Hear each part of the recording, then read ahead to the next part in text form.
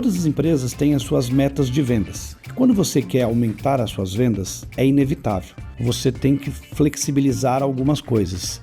Então, você precisa fazer perguntas mais inteligentes que dificultam a vida do fraudador.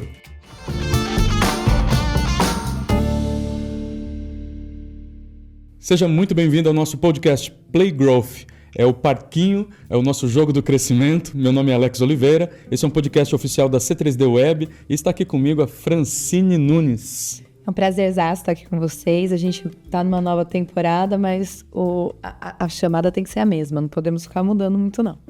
Vamos sentir saudade um pouquinho do Iago, que nessa temporada não vai estar com a gente, mas a gente está firme e forte aqui, né, Fran, nessa nova temporada. Bora para a nova temporada para a gente falar, ter novos convidados e entregar mais conteúdo para o pessoal. E se você está curtindo o nosso trabalho, está curtindo esse conteúdo, a gente gostaria de pedir para você compartilhar com seus amigos e nos dar uma estrelinha, pelo menos no Spotify. Você pode dar uma se você não está gostando, ou pode nos dar 5 se você está gostando.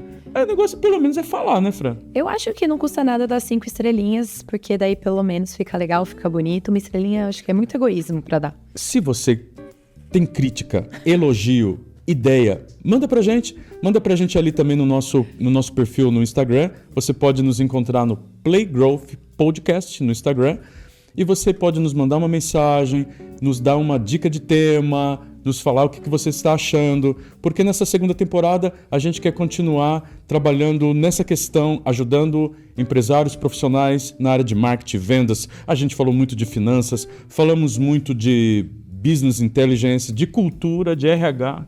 Oh, caramba, falando gestão de pessoas, né, dentro do RH. E vocês não esqueçam também que a gente tem um TikTok, o Alex sempre esquece, mas é o mesmo do Instagram, Playgrowth Podcast. Temos lá nossos vídeos, vão lá, curta, compartilhe, comece a nos seguir, ok? É isso aí. E nós estamos com um convidado super especial, num tema que é extremamente prioridade. Para você que está à frente de uma empresa, que você quer ter mais resultados com o seu marketing, com suas vendas, que nós estamos falando muito sobre Big Data há anos, mas esse termo de como usar dados para alavancar os negócios, para trazer mais resultados para a sua empresa, às vezes é uma coisa que você ainda não sabe dar os primeiros passos, e a gente trouxe hoje aqui o Paulo César Costa, CEO da PH3A, para nos falar mais e nos dar um mergulho, uma imersão nessa área da inteligência dos dados e como isso pode trazer crescimento para a empresa. Seja muito bem-vindo, Paulo. Muito obrigado, um prazer muito grande estar aqui junto com a C3, parceiros de negócios, amigos, e vamos falar de um assunto que a gente conhece um pouquinho, há mais de 25 anos.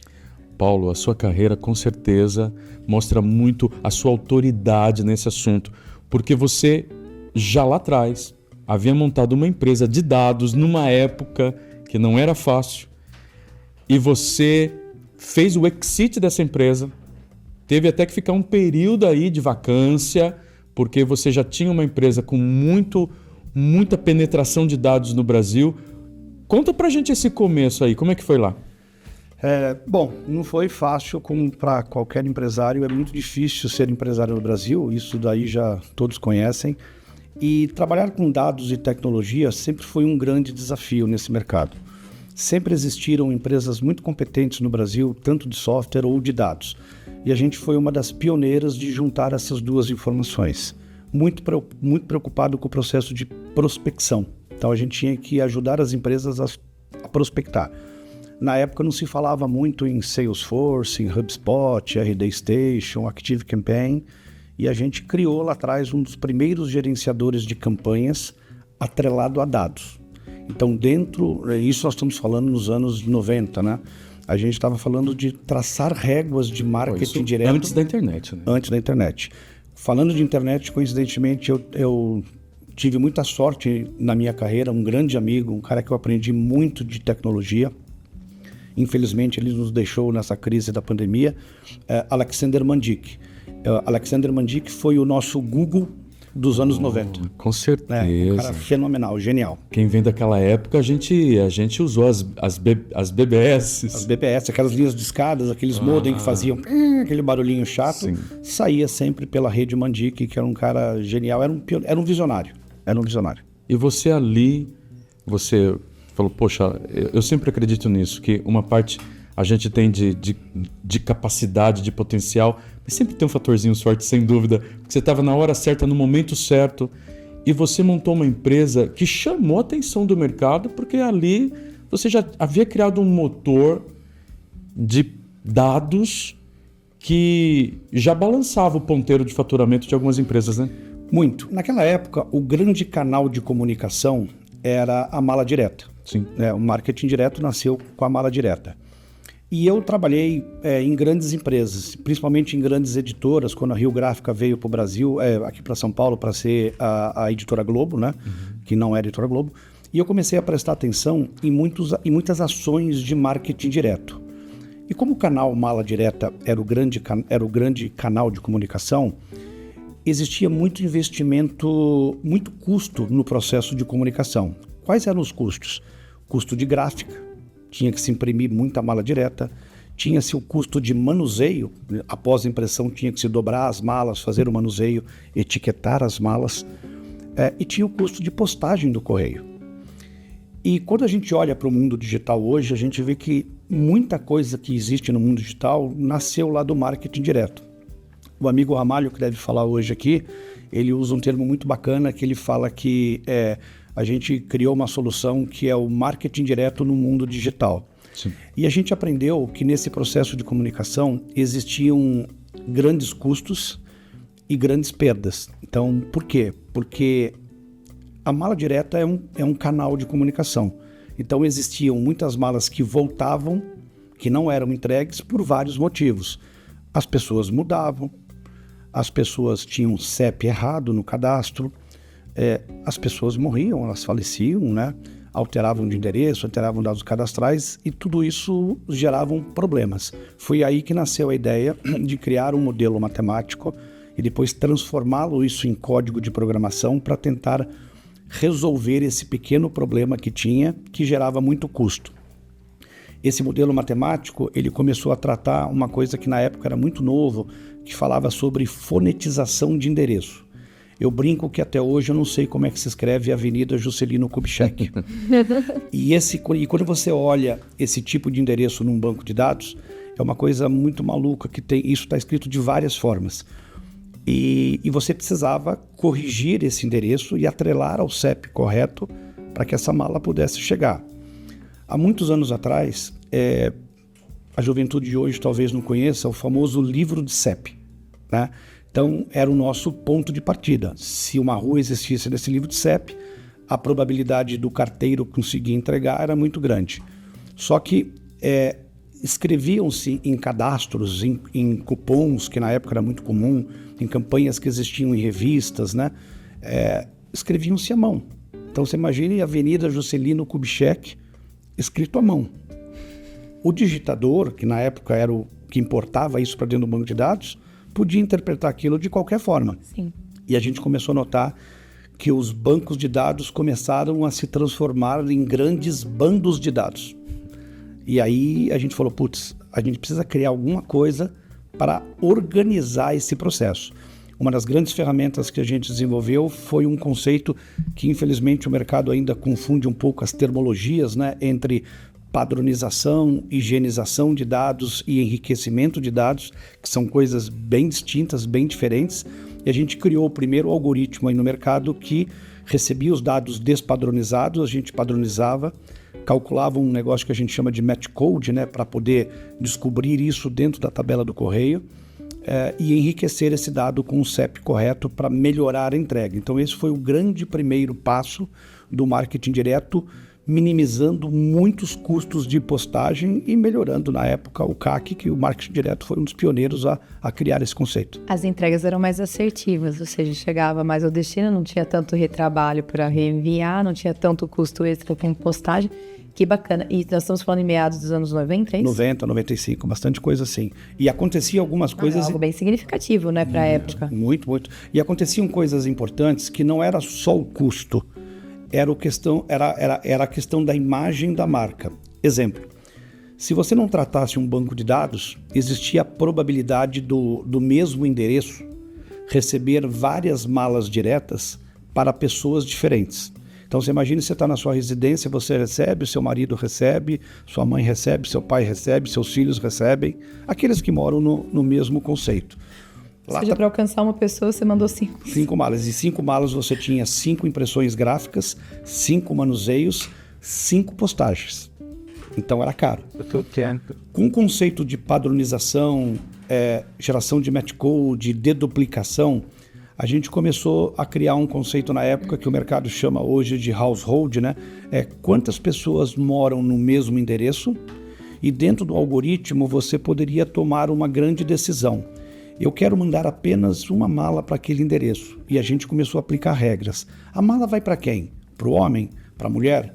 Para o mais novo? Para o mais velho? Para o que ganha mais? Para o que ganha menos? Qual é a regra? E essa decisão não era muito do software, era da marca. Era do estrategista de marketing. Então as malas elas começaram a ser muito mais assertivas.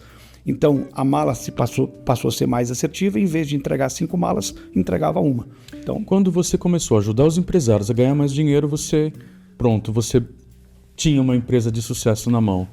E quando que aconteceu de você chamar atenção no mercado e fazer o exit dessa empresa? Então, essa é uma excelente pergunta, Alex. A gente notou que, e aí você falou agora há pouco sobre sorte, eu sempre digo que sorte e bom trabalho, eles sempre trabalham juntos, né? São sempre amigos. A gente deu a sorte de cair na graça dos grandes cartões de crédito. Porque na época, os grandes cartões de crédito eram empresas que faziam grandes volumes de ações de marketing, principalmente mala direta.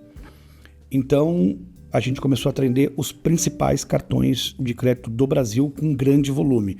Isso começou a chamar a atenção. Porque você já tinha um produto bom. Bom, então a gente notou que não era importante mais somente higienizar para poder minimizar os custos. A gente começou a entender e falou assim, puxa, que legal, a gente fez uma parte da etapa do marketing direto, mas eu preciso guardar isso em algum lugar para poder usar.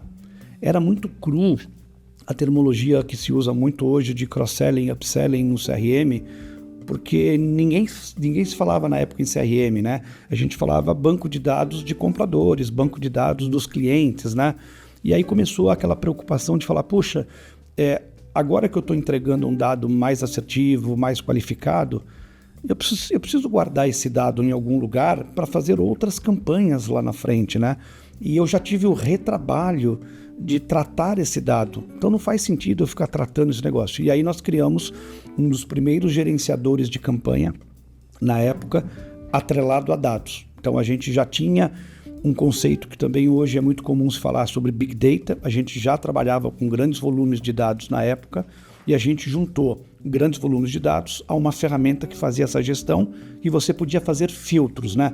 Eu quero fazer quebras por faixa de idade, por faixa de CEP. Começamos a calcular rendas individuais, rendas familiares. Por quê? Como você tinha um algoritmo que descobria quantas pessoas moravam no mesmo endereço, você poderia melhorar esse algoritmo para calcular um grau de parentesco, somar as rendas individuais de pessoas que possuíam o mesmo last name, o mesmo sobrenome, juntar essas rendas individuais, criar uma renda familiar.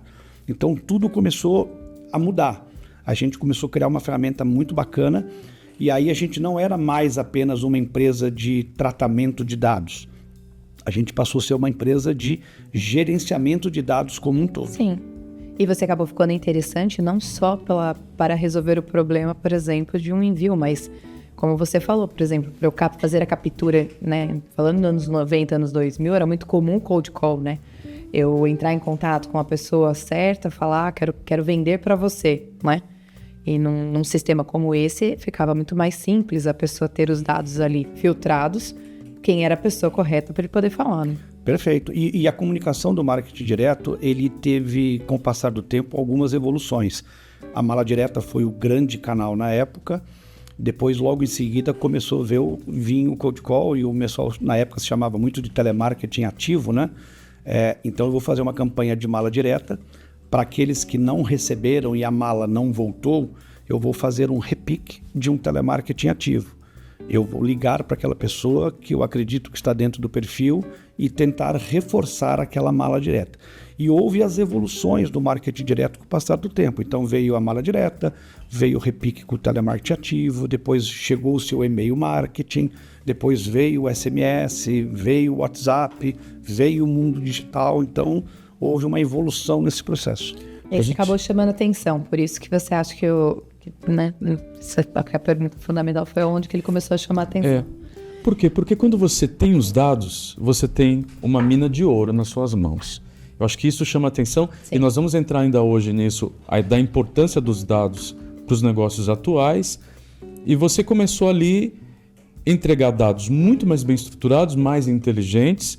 Se eu sou parceiro de você naquela época, minhas vendas iam ser mais eficientes. Você pode falar desse período que você teve que sair, você foi comprado por um grupo, você ainda está no contrato de confidencialidade, ou hoje você já pode falar sobre isso? Não, já posso falar. Você ali é comprado por um grupo, né?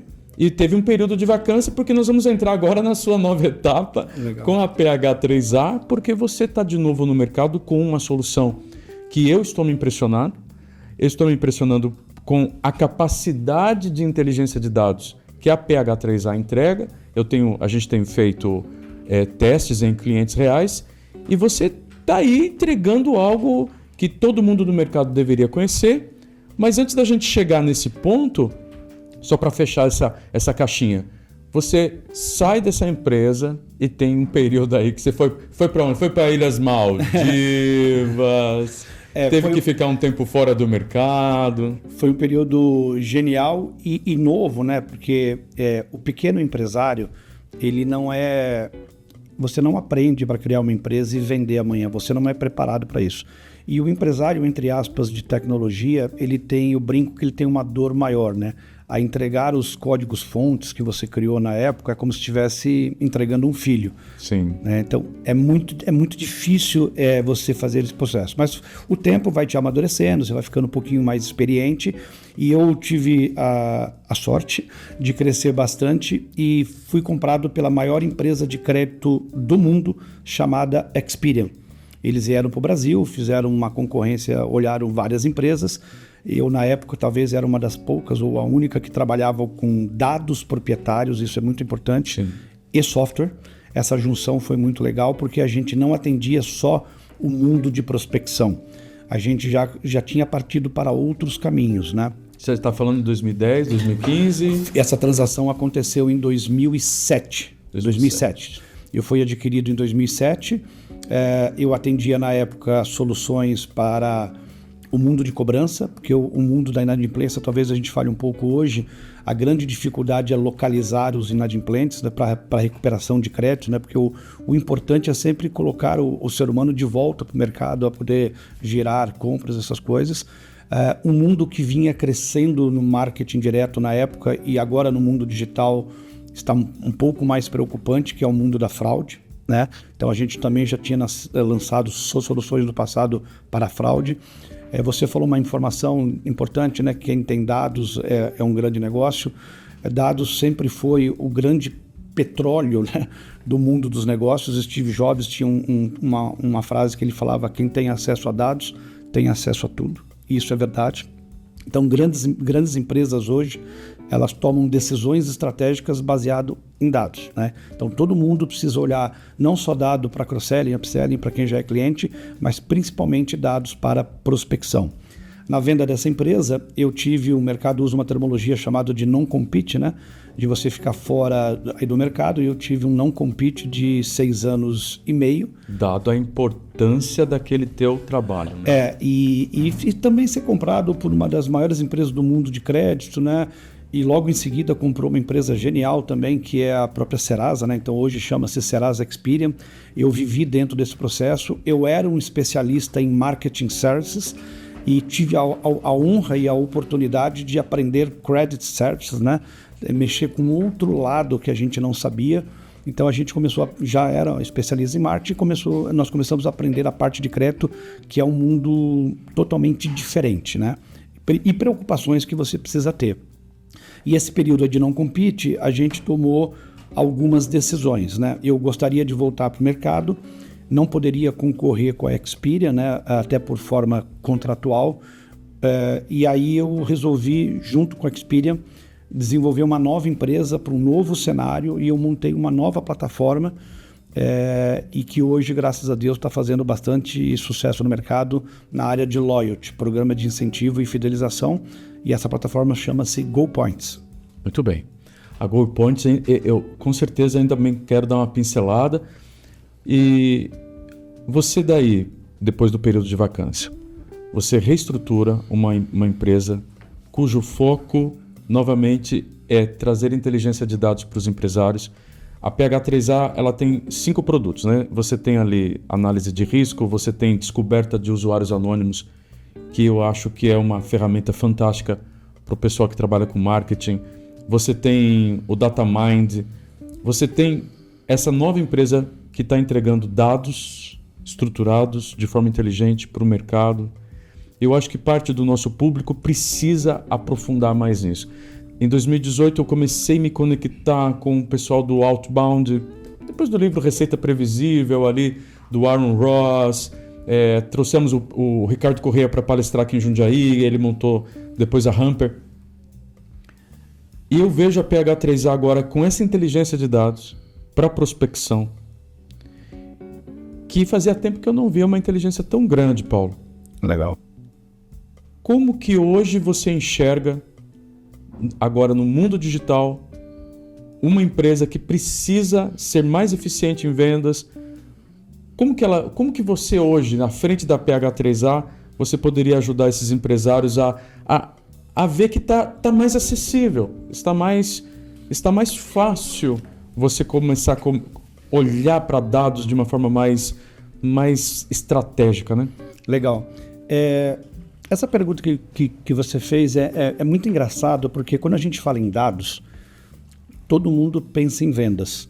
Eu preciso de dados para vender mais. É para ficar de pé, né, Paulo? Paulo, você estava falando, eu não pensava em vender a empresa. Eu acho que nós, empresários brasileiros, a gente vai ter que aprender muito sobre equity, que é o jogo que eu comecei a jogar, é o jogo do equity. Que a gente no começo, a gente quer pagar os boletos, a gente está pensando em fluxo de caixa. E fluxo de caixa são vendas, é dinheiro entrando, né?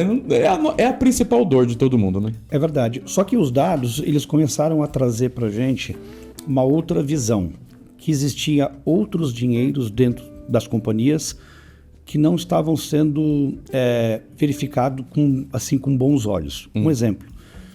Toda empresa, ela possui uma carteira de inadimplentes, né? E esse dinheiro está parado. Então a empresa entregou um produto, alguém recebeu esse produto e a empresa não recebeu esse dinheiro. A gente começou a entender que os dados poderiam ajudar as empresas a receber mais desse dinheiro mais rápido e gastando menos. E isso começou a mexer no fluxo de caixa. Porque todo mundo pensava dados para venda, dados para venda, dados para vendas, mas já tinham vendas que já haviam acontecido e esse dinheiro não tinha entrado. No mercado brasileiro existe uma condição histórica e eu vou pegar um dos segmentos que é muito comum, que é o segmento de cartão de crédito. A gente tem muita experiência nisso. Todas as empresas têm as suas metas de vendas. E quando você quer aumentar as suas vendas, é inevitável. Você tem que flexibilizar algumas coisas. E uma delas é o score de crédito. Se você começa a limitar muito o score de crédito, você você começa a barrar a venda. E alguém vai lá na parte de crédito, do score, e dá uma reguladinha na torneira, aliviando um pouco mais. Isso vende-se mais. Ao vender mais cartão de crédito na praça, começa a ter um problema numa outra ponta. Então, existe uma diretoria de vendas que tem que vender mais. Então, ele precisa bater a meta dele. Existe uma diretoria de risco de crédito que precisa tomar o cuidado aí necessário.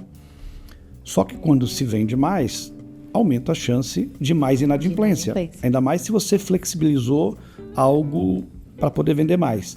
E aí alguém vai ser penalizado. E esse alguém é a diretoria de recuperação de crédito, que o mercado chamava na época de crédito e cobrança, né? Então, o dado, a gente começou a olhar como um contexto geral. Eu precisava tomar um cuidado na entrada de crédito. Para eu tomar a entrada de crédito, eu precisava ter um dado tratado, higienizado, equalizado, com cálculos mais redondos. E dependendo da estratégia do cliente, eu ia aumentar a carteira de cobrança. Eu ia ter mais inadimplentes, mais trabalho. E foi aí que a gente, nesse período de não compete, de 6 anos e meio, a gente teve tempo, 6 anos e meio é bastante tempo para você poder criar produtos. A gente não só criou a GoPoints, como a gente começou a criar os produtos, porque um dia a gente ia voltar para o mercado. Um matemático como você, com dinheiro no bolso e com tempo. Na minha formação... Aí os 6 anos deu para pensar em coisas novas. Que ele não ficou parado esses 6 anos, não. Não, Fran, ele é vendido para Experian, Fran. Não vou ficar nas ilhas. Ele ficou... Ele teve 30 dias que ele saiu... Você fala, poxa, 30 já cansei de ficar descansando, dinheiro no bolso, um monte de amigo, matemático top, aí eu vou pensar em coisa nova. E é engraçado que, como eu disse, que o empresário não é preparado para fazer essas coisas, principalmente o microempresário, e todo mundo, quando você é jovem, um dia eu vou ficar rico, vou ganhar dinheiro, eu vou comprar isso, vou comprar aquilo, eu vou viajar para cá. Experiência própria, tudo cansa. Viajar muito cansa, tudo cansa. E aí eu gostava de trabalhar. Não, a gente foi também, faz parte do nosso propósito o trabalho. Né? Sim. Então a gente começou a fazer assim, um monte de coisa bacana, né? E o Brasil, particularmente, existem muitas dores no seu dia a dia. Quando a gente resolveu voltar para o mercado, a gente falou assim, puxa, vamos criar alguns produtos que a gente tem muita experiência e tentar ajudar em algumas dores que são reais que o mercado tem. Então, quais são as dores e os produtos? Todo mercado tem o seu problema, a sua dor da inadimplência. Sim. Então, nós adquirimos uma empresa que era genial, que tinha um CRM bem completo de cobrança, e a gente resolveu atrelar a ele o nosso Big Data. Então, talvez a gente seja hoje uma das únicas plataformas de CRM de cobrança no mercado que possui um Big Data proprietário. Isso ajudou muito esse processo para atender a dor da inadimplência. De 2007 da venda para cá, cresceu-se muito o mundo digital. E o mundo digital, o grande desafio no mundo digital, para efeito de fraude, que é um negócio que não para de crescer, é tentar descobrir se a pessoa que está do outro lado fazendo uma compra virtual é ela mesma. Isso é o grande desafio. Um exemplo simples que existe fraude no Brasil. Imagine que eu sou o fraudador e eu vou fraudar o Alex. Geralmente o fraudador ele vai clonar um documento seu, um cartão de crédito seu, ele vai numa banca de jornal comprar um chip pré-pago para se passar por você, ele vai no Google criar um e-mail fake, alex1234@gmail, e vai para alguma plataforma digital dar um golpe, né? A fraude no Brasil, ela tem 2 grandes separações, né? Geralmente, uma fraude presencial, o prejuízo desse problema não é do estabelecimento, e sim do banco emissor. Mas, infelizmente, uma fraude digital, que é o que mais cresce no Brasil, com a criação de grandes plataformas de e-commerce e todo o processo, o prejuízo dessa fraude passa a ser da marca, do estabelecimento. Então, por isso, cada vez mais as empresas investem em produtos de antifraude para o mundo digital. Sim, porque por lei, quando fala que não teve a presença do dono do cartão digitando a senha, a responsabilidade é do lojista. E ele toma um chargeback. É isso aí. Então ele vende, vamos supor, um computador, R$10.000, 30 dias depois, o verdadeiro dono do cartão vê aquela fatura, liga, pô, eu não fiz essa compra. Na hora, a Visa vai lá e pega o dinheiro de volta, um chargeback. E o lojista marca o prejuízo, não tem o que fazer. E ainda tem uns fraudadorzinhos que são de pessoas reais de má fé, né? Mas isso é menor. Mas a fraude no Brasil é grande e o lojista fica naquela coisa, né? Vendo ou não vendo, vendo ou não vendo. Se ele não vende, não sobe o caixa. Se ele vende e não recebe, é o pior dos mundos. Então, O análise de risco é essencial. E o prejuízo é bem grande, né? É essencial. Você sabe que o Nubank se tornou o que é, porque ele é especialista em análise de risco. Essa é a grande verdade, ou não, Paulo? Sim. Porque o que o Nubank fez? Ele começou a dar cartão para quem não tinha crédito. Então vamos supor. Liberavam só que valor um pequeno. microcrédito. Só que eles são ótimos de análise de risco. Então ele começou a liberar crédito dentro dessa régua dele de análise de risco, que daí ele conseguiu ganhar mercado rápido num público que não tinha acesso a cartão e se tornou o que ele é hoje, que agora fica fácil falar do Nubank, mas no começo não era tão fácil. E você que está nos ouvindo ainda pode falar assim, poxa, Alex, por que isso é tão importante para mim? Eu acho que se você tem uma empresa como a PH3A se acoplando ali ao seu negócio, você começa a ter a inteligência que o Nubank teve, né, Paulo? É isso aí. Eu vou te liberar esse crédito, mas eu vou te liberar R$1.000, eu vou te liberar R$10.000. Mesmo para uma empresa B2B, eu vou te vender cadeira.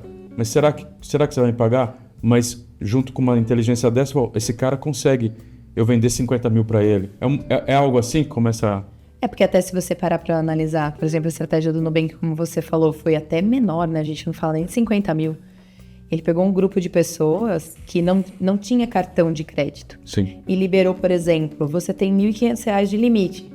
Porque com a base de dados que eles têm, eles sabiam da renda familiar.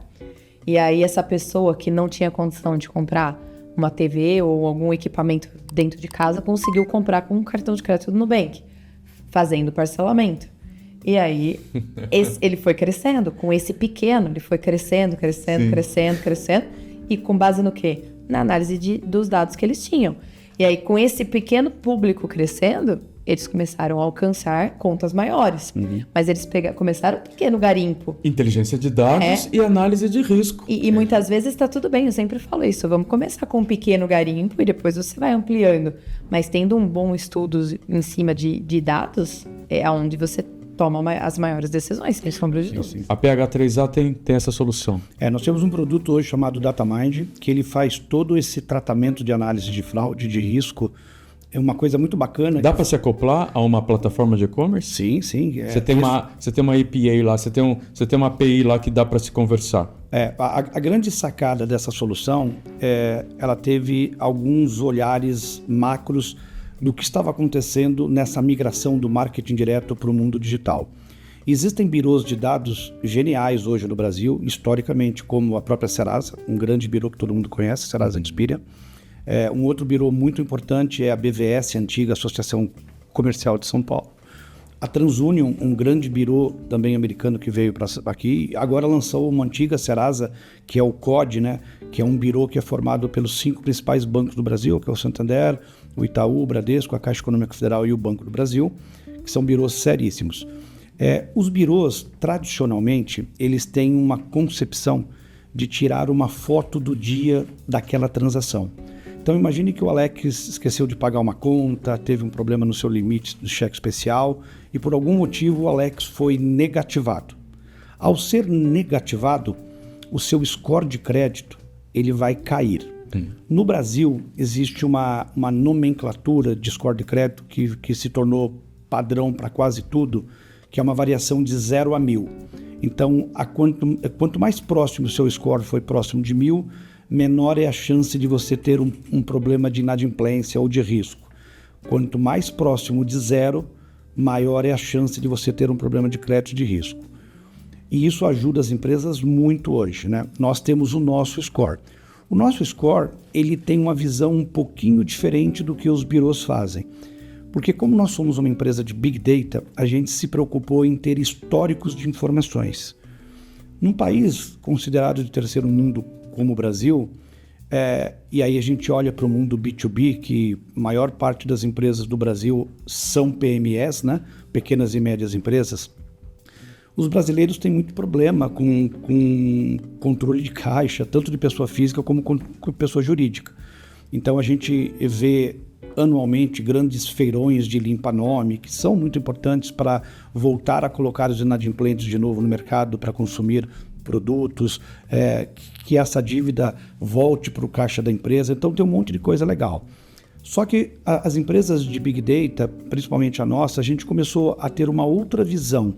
A gente começou não só a olhar a foto do dia, a gente começou a olhar a foto dos últimos 25 anos. O que acontecia, né? Por exemplo, eu vou comparar o Paulo com o Alex. Nós dois hoje estamos, por exemplo, com score abaixo de 500. No mercado tradicional, dificilmente algumas empresas vão vender para a gente. Quando você olha com score com um outro tipo de visão, eu olho, por exemplo, o Alex nos últimos 25 anos, eu vejo que você teve algumas dores de barriga, mas você sempre pagou as suas dívidas. Então o Alex é um cara que paga bem o seu processo, historicamente. Já o Paulo, como exemplo, eu também tenho um score abaixo de 500. Durante os últimos 25 anos eu tive várias dores de barriga, só que eu não pagava essas dívidas, eu esperava passar os 5 anos de apontamento do Banco Central. Então, olhando uma visão macro, o Alex é um cara que paga bem as suas contas e o Paulo não, né? Então, isso me ajuda a tomar uma decisão... De aumentar o score. De aumentar o score, diminuir o score, aumentar o risco, né? Será que eu posso vender para o Alex, que nem o Nubank que você citou, mesmo que ele tenha um score ruim, mesmo que ele não tenha crédito? Por quê? Porque na modelagem estatística, historicamente, a gente sempre olha tudo o que aconteceu no passado para tentar prever o futuro, né? Eu preciso ter um ponto de partida, e o passado é o ponto de partida, né? Como matemático, como cientista da computação, a gente fala muito em comportamentos, né? Quando você começa a entender o comportamento de um cidadão, de um comprador, de um inadimplente, de um fraudador, você começa a criar soluções para entender esse comportamento. Esses dias eu fiquei olhando para mim e tomei um susto, que eu já passei dos 50, não posso falar a minha idade, mas eu já passei dos 50. 51. Eu fiquei prestando atenção da forma que eu enxugo meu corpo. Eu enxugo meu corpo a todo esse tempo da mesma forma, que são padrões, né? Então eu começo por um lado, vou para o outro, termino para o outro. E no mundo de negócios é muito similar. Existem padrões. E a gente sempre procura descobrir os padrões do bom, da boa pessoa que paga, do fraudador, dos riscos. Sabe que a Fran é especialista em descobrir padrões de comportamento para os públicos-alvos dos nossos clientes. Ela cria estratégias de marketing analisando o padrão de comportamento dos clientes e aí ela cria estratégias mais eficientes. Você vê que isso daí é ótimo. Você falou, eu sou... Em todos os treinamentos eu falo a mesma coisa. Tem esses padrões, esses padrões existem. Existe um padrão. Desde se você quer vender uma caneca, um relógio, ou um carro de luxo, ou uma viagem, qualquer coisa, existe um padrão.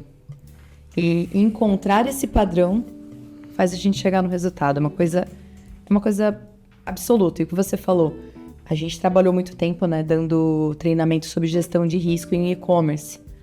E nós falávamos muito de um termo que é muito comum, né, quando se fala de fraudador, né, que é o modus operandi. Não deixa de ser um padrão.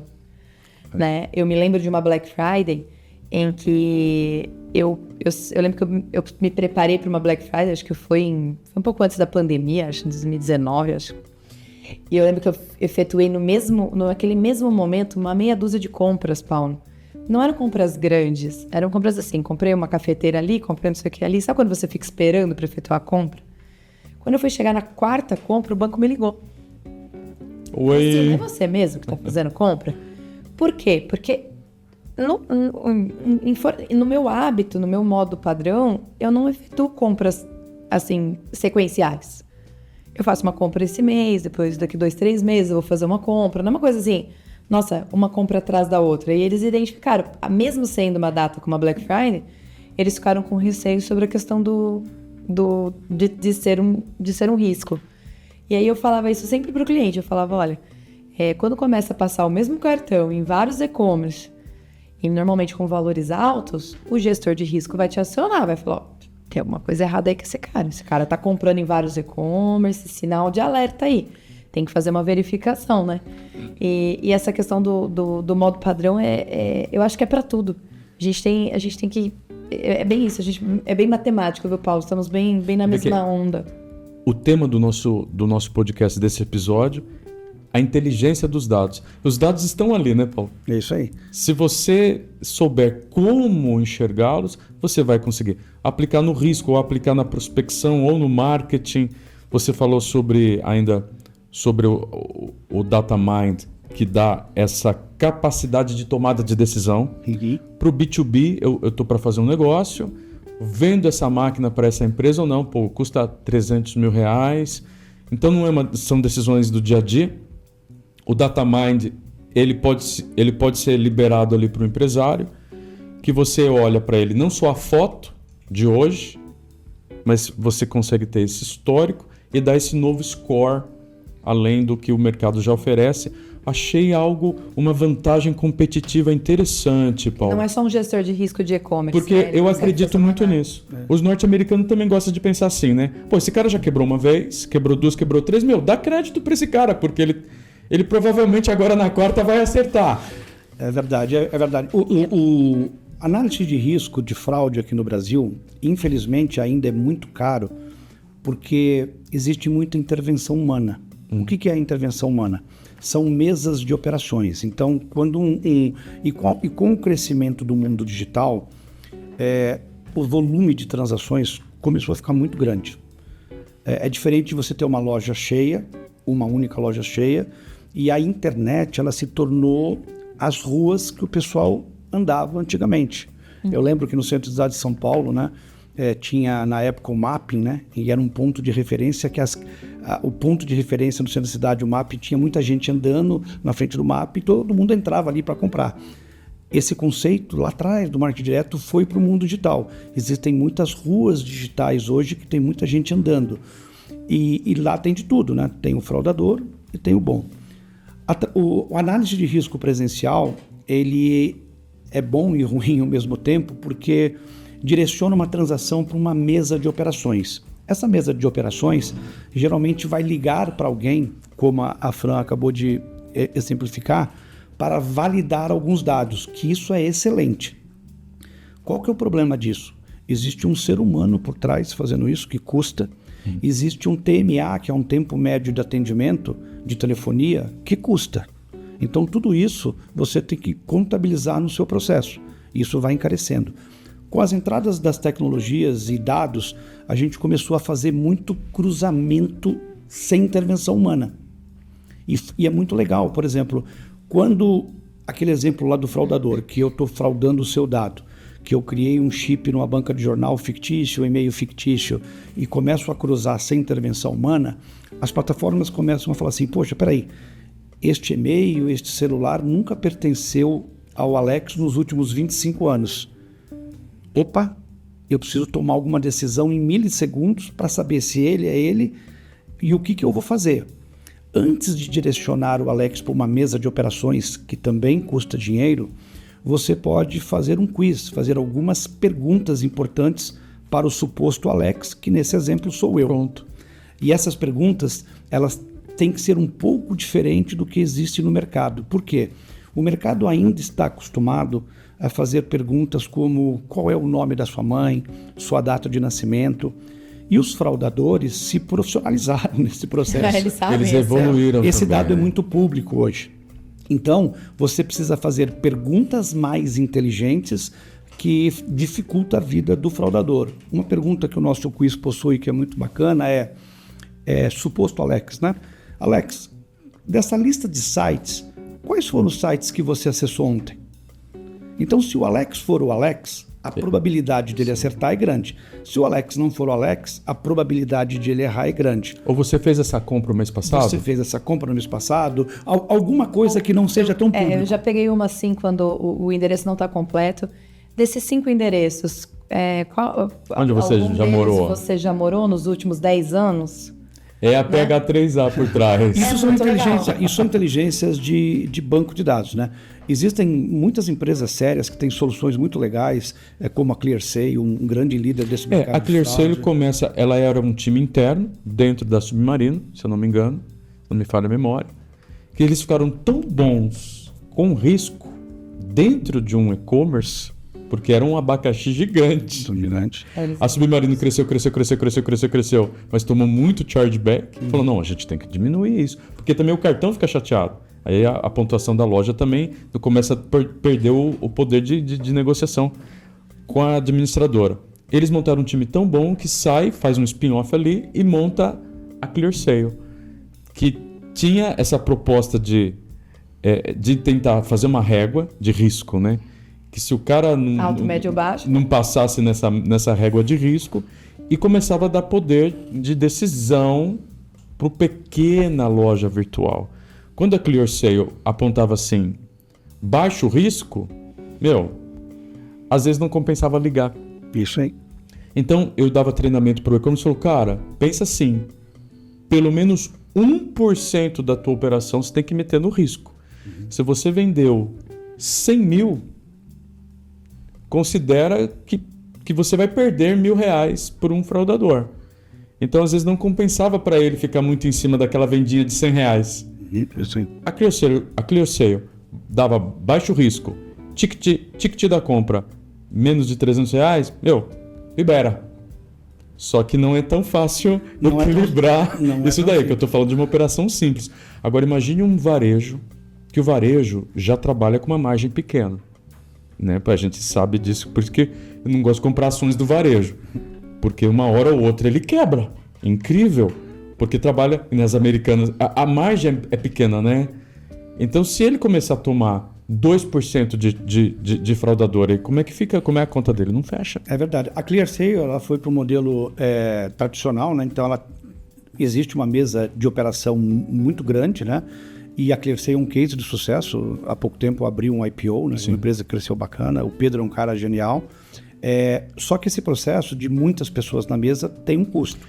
Ele passava, eu lembro, eu falei, olha, vocês querem que a gente faça uma garantia? Tinha serviço. Ele, se eu não me falha a memória, tinha um valor mínimo, vamos supor, se o pedido custa R$1.000 era X, ou ele cobrava mais 2% da transação. No entanto, na hora que eles estavam vendendo esse sistema para os nossos clientes, eles mandavam exemplos de áudios. Fazia a ligação. Que eles faziam a ligação e o que eles perguntavam para tentar cruzar. O fraudador não sabia ponto de referência. Você pode me dar um ponto de referência? Era muito da onde você mora? E aí? A gente criou, pegando esse ponto de referência, a gente criou há muitos e muitos anos atrás, que é usado até hoje. A gente foi um dos pioneiros a criar essa brincadeira, mas que virou-se um produto e um negócio. Foi o seguinte, quando a gente começou a olhar fraude por padrões, a gente começou a tomar algumas decisões sem intervenção humana. E aí que foi a grande sacada da evolução da análise de risco de fraude para o mundo digital. Quando a gente direcionava uma transação por uma mesa de operações, imagine que o Paulo, fraudador, está fraudando o Alex. Eu estou usando o seu documento, né? E eu vou decorar algumas coisas do seu documento. O seu nome, a sua data de nascimento, o nome da sua mãe, porque se algum operador me perguntar, eu sei isso. Então a gente treinava pessoas nas áreas de risco, dizendo o seguinte, quando você está conversando com o suposto Alex e você sentir que ele está na conversa, faça uma pergunta simples. Nós estamos falando isso dos anos 90. Pergunte o signo dele. E o fraudador, o cérebro humano, automaticamente responde o signo dele e não do documento que ele está fraudando. E quando aparecia na tela uma divergência de signo, porque eu acho que o ser humano quase ninguém erra o seu signo, né? Por mais que não acredite, não erra. Não erra. Fala, eu sou canceriana, você é? Posso pensar? Eu não. Eu sou de peixes. Só que, de fato, mesmo eu não acreditando... Não acreditando, você sabe. Você sabe, então, verdade. Aparecia na tela o seguinte, eu, fraudador, respondo o meu signo, que é diferente do signo do documento fraudado. Aparecia um alerta lá pro operador aí de mesa, dizendo, não é o cara, é o fraudador. E aí ele já tinha um script para poder abortar essa transação. Então, inclusive isso é feito até hoje, tá? Os anos se passaram e esse processo... Há uma sacada muito legal aí. E eu sempre comento para grandes empresas que utilizam a nossa plataforma, o que os Big Data trouxeram de vantagem na análise de fraude. Na época a gente focou tanto em evitar fraude, a gente melhorou a análise de fraude de muitas empresas na entrada do onboard, que a gente começou a notar uma segunda melhoria muito importante. Porque muitas vezes, pensa na segunda situação, quando o Alex é o Alex mesmo, ele não é um fraudador e ele vai fazer uma compra tradicional. Então o Alex acabou de voltar do almoço, entrou numa plataforma, fez uma compra de e-commerce e vai entrar numa reunião. O que acontece quando você entra lá numa reunião? Ou você desliga o seu celular ou você deixa no mudo. Você está numa reunião, seu telefone está no mudo, tocou um telefone. É um telefone fixo que você não conhece. E ainda mais agora com a legislação nova, se for 0303, uma empresa de telemarketing, você fala, puxa, será que eu vou atender ou não? Às vezes, pode ser uma empresa de validação de dados para confirmar a transação que você acabou de fazer no almoço e ele está em dúvida se você é você mesmo. Como você não atendeu aquela ligação, subiu um alerta na plataforma da empresa contratada dizendo, putz, se ele não atendeu, será que ele é ele mesmo? Sim. As plataformas digitais trouxeram uma nova forma de pensar, que é o seguinte: se o Alex imputou na entrada de um e-commerce todos os dados de endereço, telefone e e-mail, que existe uma correlação com o CPF dele nos últimos 25 anos, a probabilidade dele ser ele mesmo é muito grande. Então você começou a aprovar pedidos automaticamente mais rápido, sem intervenção humana. Então as tecnologias de Big Data com softwares, eles começaram a melhorar a análise de fraude, evitando mais fraude, sem intervenção humana, e aumentando o número de aprovações automáticas. Então imagine que na sua régua de risco de fraude, que você gastava muito dinheiro aqui, você pode colocar tecnologias digitais aqui que cortam o mato alto, né, que a gente trabalha com grandes volumes, e muda o ponteiro do seu parceiro de mesa, que também é importante, mas você não precisa usar toda hora aqui. Então, existem algumas estratégias na análise de fraude que é muito importante. Exemplo, que acontece muito em e-commerce. Quando está entrando um pedido em e-commerce, é muito comum você fazer uma análise de fraude. Só que poucas empresas param para pensar que um dos grandes problemas que não se vende no e-commerce não é o fraudador. Às vezes é a falta de saldo no cartão de crédito. Então eu pergunto, será que a primeira pergunta deveria ser uma análise de crédito que custa? Ou deveria chamar um gateway de pagamento para perguntar se tem saldo ou não? E aí eu sempre faço uma pergunta engraçada e que poucos acertam. Por exemplo, eu tive que desenvolver um gateway de pagamento proprietário para não depender de grandes plataformas geniais como PayPal, PagSeguro, essas coisas a gente desenvolveu o nosso. E dentro da nossa análise de risco tem essa pergunta. Quanto que vocês acham que custa para eu bater num banco emissor, num acquirer, para perguntar se aquele cartão tem saldo ou não? Chute, quanto vocês acham que custa isso? Muito bem. Eu lembro, eu já trabalhei com a Cielo, com a Braspag, vamos ver se pelo menos eu chego perto. Quanto custa para fazer uma consulta se tem um crédito ou não? Se tem saldo ou não naquele cartão. Uau, eu tenho que usar um pouco de processamento de dados, né? Querendo ou não, eu bato lá na API, Braspag, eles têm uma franquia, cobrava lá R$1.000 por mês. Falou, um gateway normal deve cobrar uns R$2 só para consultar isso? Então, poucas pessoas sabem disso, mas o valor real desse processo custa zero. 0,00. 0,00. E por que isso é importante? Porque quando você fecha um parceiro, um gateway, um acquirer, e você ganha um número de estabelecimento, você faz um acordo com a empresa dizendo, cada transação que fizer aqui, eu vou pagar 3,5%, 4,5%. Existe um acordo entre as empresas. Só que isso funciona na hora da captura, na hora que você faz a captura da transação. E essa captura, ela é importante porque é nesse momento que vai sair no seu extrato de cartão de crédito dizendo, comprei um sapato na loja tal, dia tal, hora tal, por valor tal.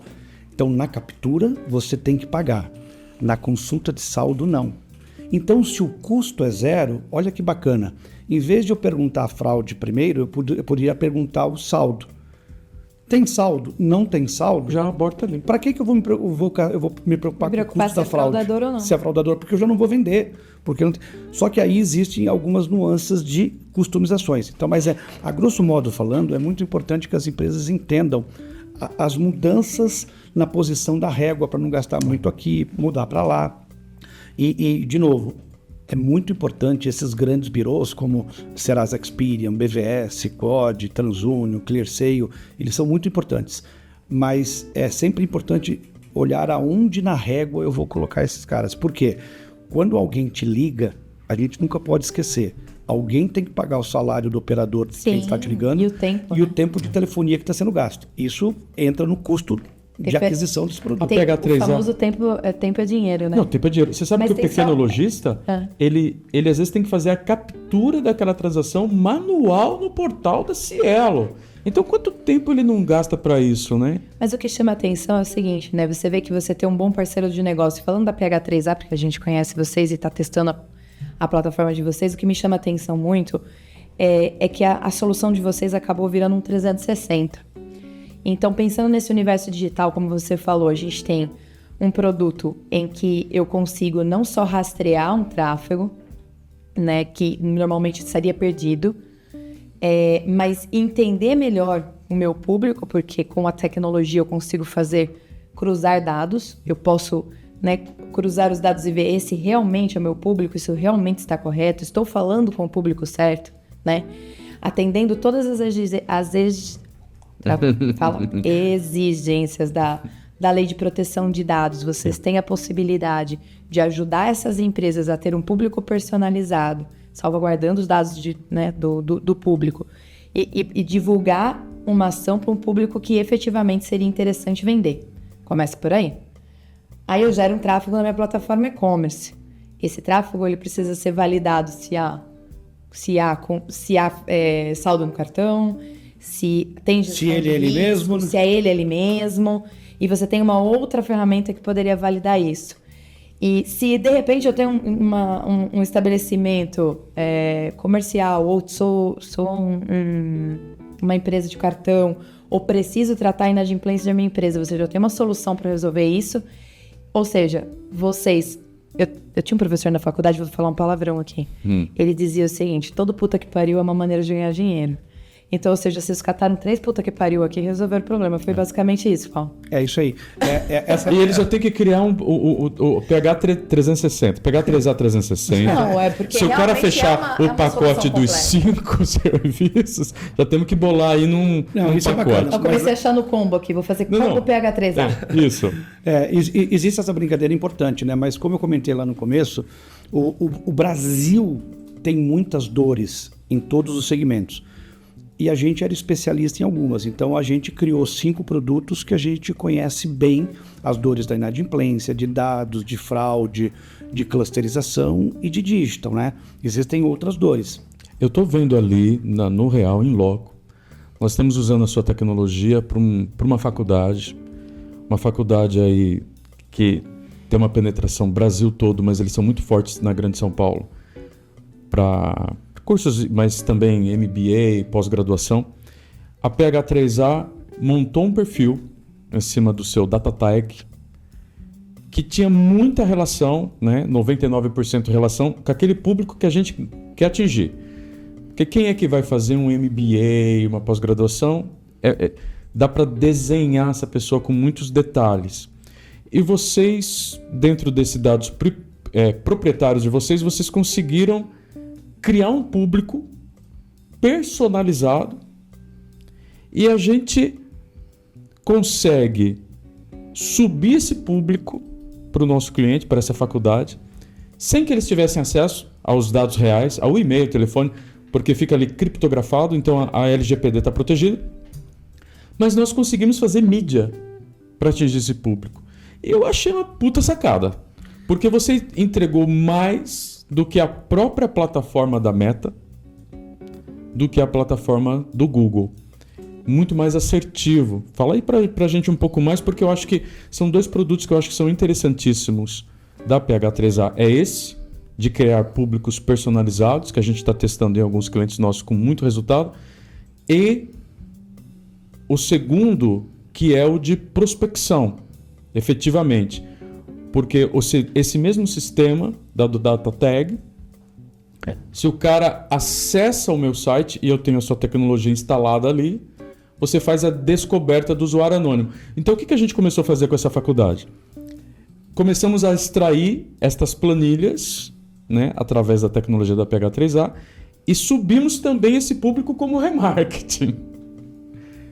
Poxa, Paulo, mas isso vale ouro, Paulo. Isso vale ouro, Paulo. Essa sacada do... Isso vale ouro. Se você está nos ouvindo, quiser bater papo conosco, manda uma mensagem, porque essa tecnologia, olha, pode fazer uma mudança no jogo do seu marketing e vendas. E o detalhe do visitante anônimo que eu acho interessante é, com esse mundo muito louco que nós estamos vivendo do digital e a jornada desse público que a gente vem, né, que a gente conhece, nós sabemos o seguinte: eu entro no seu site, eu até quero falar contigo, eu quero falar com você, mas eu começo e depois eu falo, depois eu vejo isso e vou fazer outra coisa.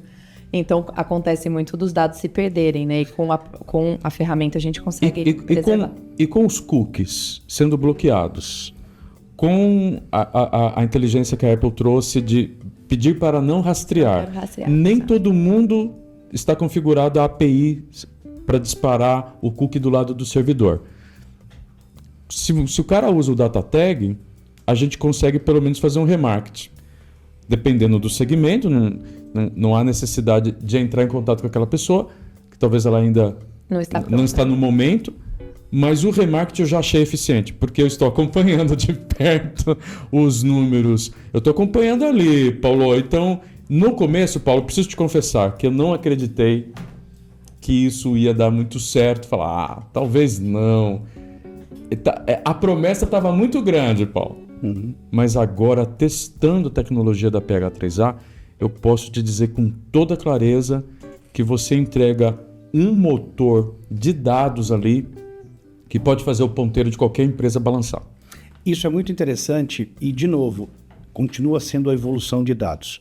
Um pouquinho de história para vocês entenderem por que a gente foi para esse caminho. No mundo do marketing direto, era muito comum nós criarmos modelo de propensão. O que era o modelo de propensão? Eu ia lá no banco de dados, que na época nem se chamava de CRM, no banco de dados de clientes daquela marca, que geralmente dentro de um banco de dados, de quando alguém compra um produto, o que geralmente você tem dentro de uma plataforma dessa que hoje o mercado chama de CRM?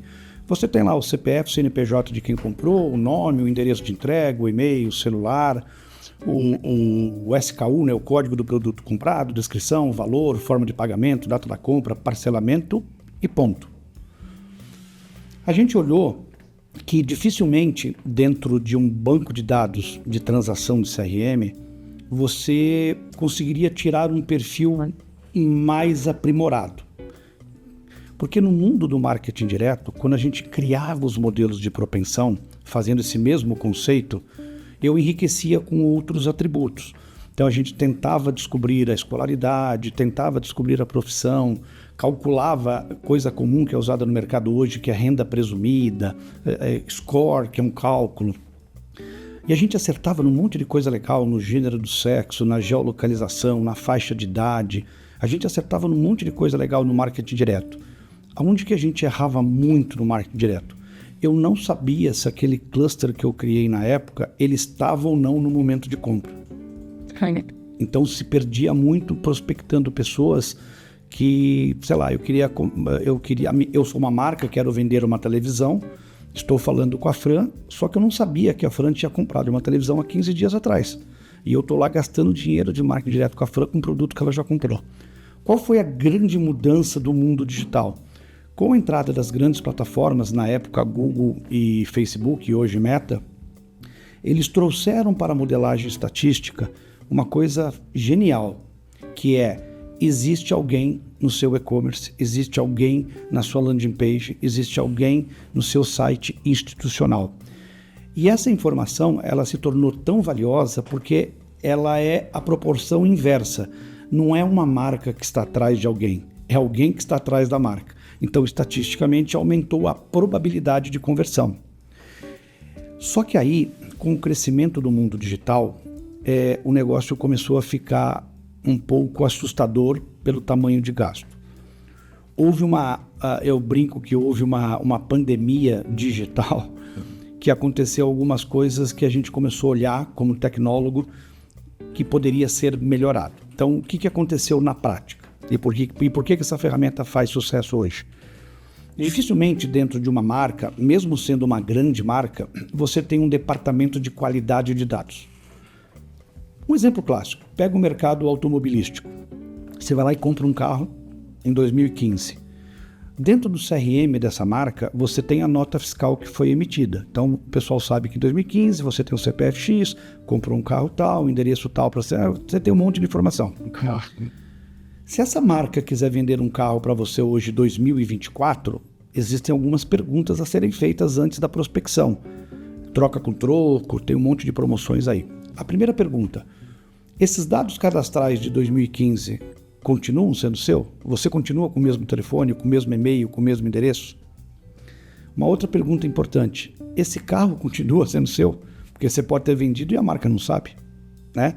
Então, aí eu já vou ter que fazer o contexto de prospecção com uma outra regra, porque é um outro proprietário. Já não é mais o mesmo que eu conheço a data de nascimento que está na nota fiscal que eu comprei lá atrás. Então, o marketing digital, ele começou a trazer algumas formas legais que a pessoa está procurando a sua marca. Só que com esse processo, as plataformas digitais, de uma forma muito inteligente, e nada contra as plataformas digitais, na prática, eles nunca tiveram interesse de dizer para as marcas quem são essas pessoas, porque eles dependem que as marcas fiquem comprando tráfego e fiquem fazendo retargeting. Sim. E comercialmente falando, o retargeting geralmente é 2 vezes mais caro do que a compra da própria mídia. E tudo isso, o estrategista de performance tem que se preocupar, porque isso vai influenciar o seu CAC, o seu custo de aquisição de cliente.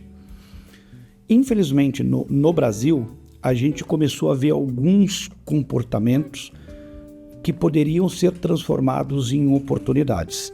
E aí uma pergunta que eu sempre faço quando eu estou palestrando, quando eu estou dando aula, ou até com reuniões com os clientes. Se eu perguntar para vocês dois quantos sites vocês acessaram ontem, vocês vão falar, poxa, Paulo, sei lá, 10, 20, 30, 40 sites. Mas se eu perguntar para vocês, dos sites que vocês acessaram ontem, quantos sites vocês preencheram um formulário gerando um lead para alguma marca prospectar vocês? E eu já respondo o que vocês irão responder. Sendo muito otimista, vocês vão falar, puxa, Paulo, 5%. Na prática é menos de 5%. Vamos falar em 5% para as contas ficarem fáceis.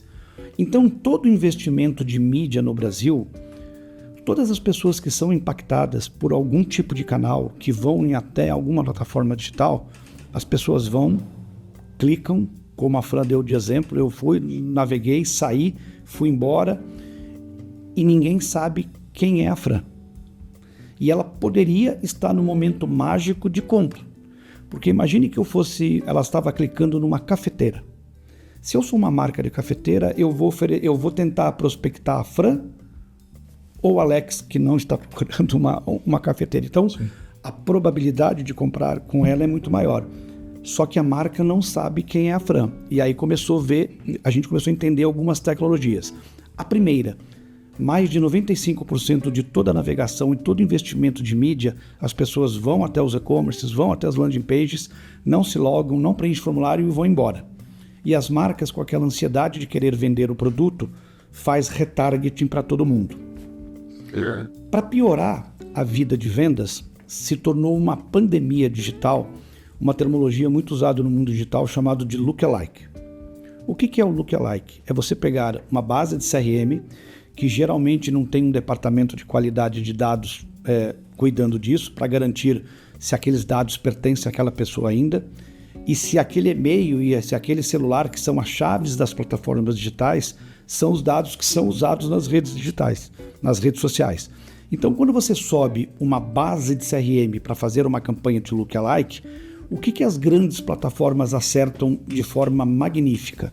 Geralmente acertam no gênero do sexo, geralmente acertam na faixa de idade, geralmente acertam na geolocalização, geralmente acertam no produto que você está procurando. E aonde essas grandes plataformas erram, e não é culpa delas porque não é o core delas. Quando uma marca quer vender o produto, o comprador precisa ter 2 variáveis muito importantes na mão, que é o score de crédito e renda. E dentro dos gerenciadores de anúncios, tanto do Google como da Meta, você não consegue fazer esse filtro. Então você recebe grande volume, e parte desses leads que não convertem, existe um segundo problema que precisa ser analisado. Vamos falar em números mais ou menos para vocês entenderem a dor real que existe no mundo digital e poucos olham para essa dor. Se você for perguntar para todos os birôs de dados as quantidades de registros de CPFs únicos que existem para cada um, historicamente vamos falar 230, 240, 250 milhões de CPFs.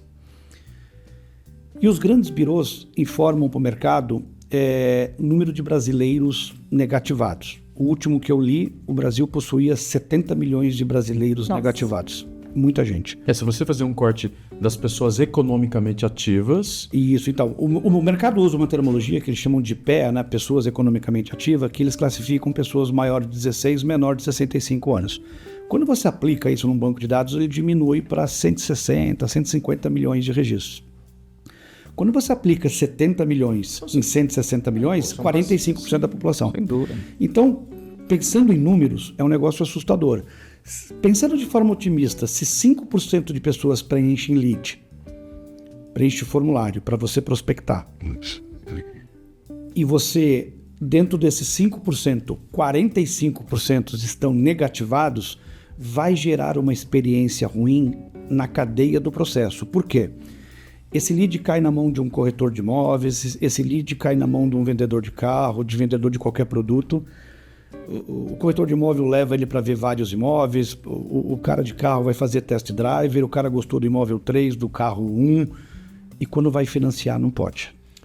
E desgasta, né? Paulo, isso daí é a maior dor das agências de marketing digital de performance como nós. Porque se eu levo leads mais qualificados para o meu cliente, ele vende mais, o CAC diminui, o ROI aumenta e o nosso contrato é aumentado e renovado, né, Fran? Esse é o mistério da fé, costumo dizer.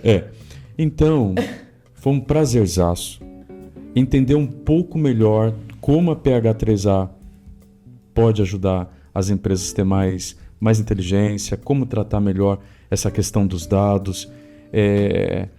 A gente está experimentando isso aqui no dia a dia, usando a tecnologia. Por isso que a gente quis trazer você para a gente conhecer um pouco mais, saber um pouco mais sobre como que os dados podem interferir aí nos negócios. Eu sei que tem muita coisa ainda para se falar, mas a gente está chegando na reta final, é o nosso bloco final, que eu vou dar a chance para você falar de um destaque que você gostaria de deixar aqui para o pessoal que está nos ouvindo até agora.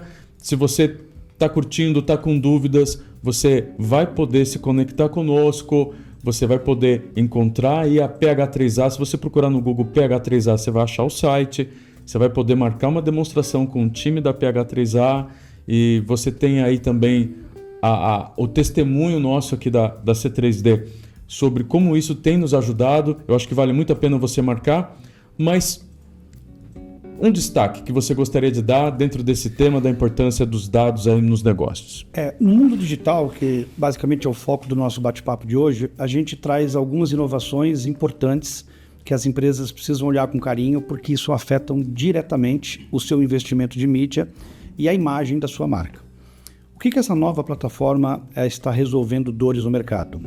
São duas dores grandes. A primeira, a gente tenta levar um tráfego muito mais qualificado de pessoas que estão dentro da persona, né? Porque o mundo digital nos ajudou muito na criação da persona, ou seja, eu criava antigamente um modelo de propensão, mas eu não sabia se a Fran estava no momento de compra.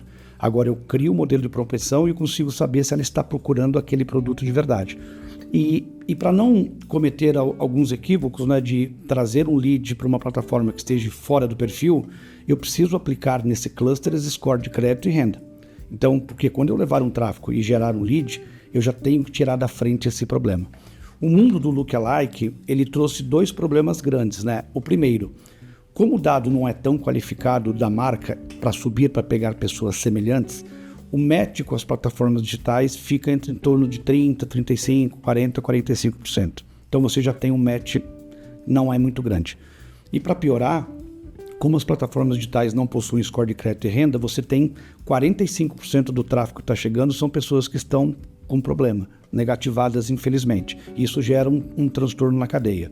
Então, a primeira etapa do processo a gente resolveu, levando o tráfego mais qualificado, E a segunda etapa era trabalhar em cima do grande desafio desses 95% de pessoas que navegam anonimamente. Quem são essas pessoas? E a tecnologia do DataTag consegue identificar parte dessa navegação, ajudando com que as empresas possam tomar uma decisão de fazer o retarget para o grupo certo ou não, né? E fazer ações mais inteligentes. Então a plataforma ela trouxe 4 grandes inovações para o mercado. A primeira, a garantia de levar tráfego mais qualificado. A segunda, a identificação do navegador anônimo gerando muito mais lead.